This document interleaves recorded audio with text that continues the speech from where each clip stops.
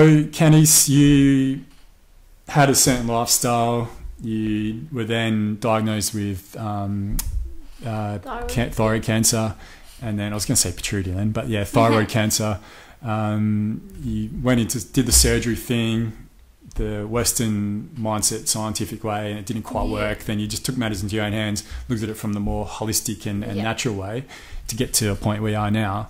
How would you say? How would you describe yourself now and the person you are now compared to who you were in the days, months before you found out about your cancer? Well, I believe that, you know, we mirror people that are around us, and I was attracting, you know, whatever I was, and everything was toxic, you know. So yeah, I was toxic with like chemicals, or, you know, I was using like your normal shampoos, conditioners and all that. Like, I wasn't doing drugs or anything like before. That was like my younger days back in England, but I was in Australia after that.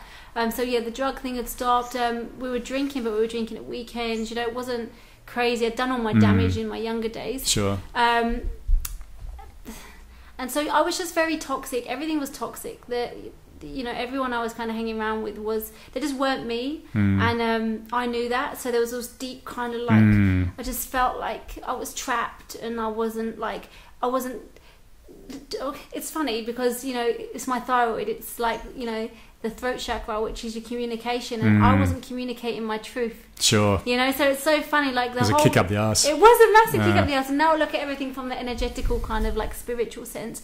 It's like, oh my God, you know, no wonder it was thyroid. Yeah. I was constantly hiding the truth from me. I was just like, I was so unhappy. Sure. But I was in such bad situations like that I just knew that weren't me. Yeah. And I just allowed them to go on for, you know, various reasons. And that's definitely something I've heard of before, how like keeping things in emotionally, depending on what it is, actually has like a part of your body. Emotions are so important. Emotions, it's energy. So if there's a block somewhere, you're going to get that on a disease kind of level. Yeah. You really are, because it's the weak spot, you know. Sure. So it's the same with like the acid alkaline balance. Like, you're just going to get cancer wherever the acid can go to. So it's just wherever your weakness is. It's the same as all energy and stuff like that. Yeah, nice. So compared to then, now I love me. Like, I couldn't have loved me because I wasn't nice to myself. Like, I was in relationships I knew weren't right for me.